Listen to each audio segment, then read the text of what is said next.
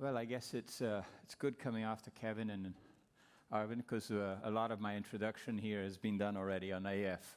I am CEO, co-founder of Arga Medtech. We're another company exploring pulse-field ablation for cardiac ablation, and I will walk you through some of the differences of what we're doing compared to what competition is doing out there. Brief introduction to the company. We're a very new company, just over 2 years old, that raised its first round 6 months after incorporation, at 10 million euro, and in 2 weeks' time, we will be starting our first in human. So a phenomenal progress and very capital efficient. But only possible, really, missed the slide. Only possible because of the great team we have. The slide is skipping, but we've assembled a team with, I think every single member of ours has vast experience in EP. Some of the companies where they worked before were cited before as Ablation Frontiers, Cryocat Laboratories, Medtronic. We have people from Abbott as well that have enabled us to bring this product in such a fast way to first in human. Obviously, we're doing ablation, right? We're working to treat AF and other arrhythmias. AF, as explained, is the largest of the arrhythmias, and anyone with AF has 5 times the probability of contracting stroke or 3 heart failure. But most important, it's number 2 for causes of stroke. Okay, so what we must not ever forget, however, is that with all of this, diminished quality of life is frequent, and as a treatment, it's growing incredibly fast. 33 million is a number commonly cited in literature. I see people before here putting 46 million. That just proves the point of how fast it's growing. And a current established market of 5 billion already. Very competitive environment. Few companies control this market. Few companies have grown their franchise by acquisition. And here are just a few, over 33 billion over the past 20 years, but recently, until the deal of Affera, the last 4 deals done in the last 2 years were pre-revenue and at 260. Affera alone was like 930 for Medtronic in this field. So what do we do with ablation? As Kevin explained, we try and segment the heart with a certain number of lesions, and by doing so, we redirect or reestablish the normal heart rhythm in the atrium, right? But it's not easy. In order to do so, lesions have to be transmural, have to be continuous. You saw on a previous slide here presented that doing a focal ablation point by point makes it very complicated, requires skills. Cryo has a one-shot device, but also has its shortcomings. And we've tried to address all of this in one. And a side note here, ablation is becoming first-line therapy, so it just adds to the what I said of a fast-growing business. Despite the 20 years in ablation since I really started doing all of this, the outcomes are still not acceptable, right? I mean, post one procedure, patients have usually below 40% success rate. After a second procedure, more complex procedure, they can achieve a higher one, but these results drop in time. The reason for this is the nature of the energy source that they're using. They're using thermal energy that doesn't discriminate between the tissue you're trying to ablate and any neighboring tissues. So what happens is if you underdose, you don't do the transmurality, you don't do the full lesion. If you overdose, you create some safety problems, right? And this is illustrated here. Pulse-field ablation, very different. The easiest way to think of pulse-field ablation is to imagine that you put the cells or the cardiomyocytes in this electrical field, and this electrical field kind of alters the membrane permeability, punches holes into it, and leads the cell to a natural death through apoptosis.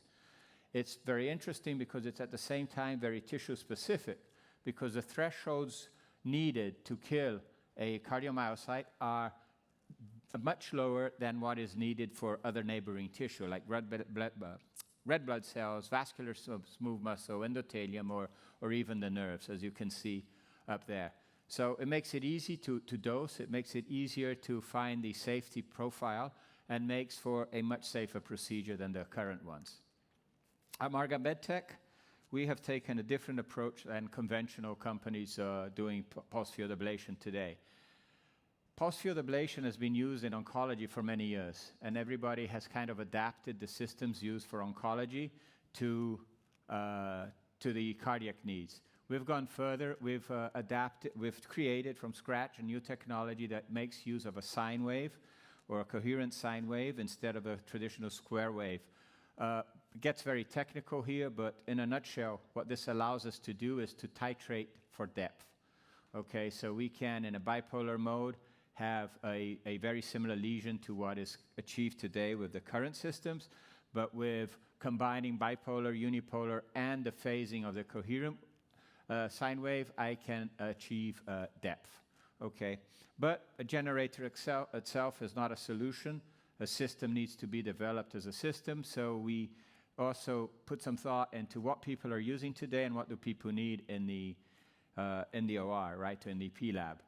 So single-shot devices, as explained earlier, is a fastest growing segment because it allows for very fast isolation of the PVIs. However, 40–50% of cases require other lesions, and this is where we've built a catheter that can address all those lesions without having to bring a new catheter into the surgery. So we've got a circular one to do PVIs, as good as any other circular catheter out there, or PVI. It can morph into a linear, and this linear steerable, and it can also work as a focal. So it will allow us to address any kind of lesion, be it in the atrium or the ventricle. Here's a proof of concept paper that we presented in HRS. I just want to highlight some of the principles, as you see in the middle part here, that the coherent sine wave, I can have a summing effect or subtracting effect of the wave, and that allows me to titrate the depth here. So the normal one that people achieve and the variations that we can achieve with our technology. We have been able to achieve the lesions beyond 1.5 centimeters already in a quite safe profile. We're still working on that. We don't need those for AF, but shows the potential that we have for other applications. And finally here, what we're doing here today is really introducing the idea of the company. We're privately funded. We've funded until a good part of next year. But as we finish the first in human, that, as I said, will start in 2 weeks from now, we will start then raising funds to do our bigger studies in the US and in Europe as needed, as outlined here. So we're looking to just put the word out that we will be soon searching funds for the next 4 years here to conclude these clinicals. And finally, why invest in Arga? Number one here, it's a unique company addressing underserved population, 46 million people globally, growing very fast. First in human, starting in 2 weeks, very capital efficient to be able to take and build all this technology and start a first in human in less than 24 months, so actually 21 months. Adoption and reimbursement that nobody's spoken so far, very important. The introduction of this technology changes nothing in the routine of the hospitals, no extra billing codes or anything. It integrates smoothly into the system, right? And a portfolio of products that we're working on, which we're focusing right now for the AF, and that's why we would be raising funds very soon. But we have in the pipeline a VT, and for the flexibility that our generator creates, we could be expanding this into other therapies eventually. That's it. That's what I had for now. I appreciate your time. And 7 seconds to go.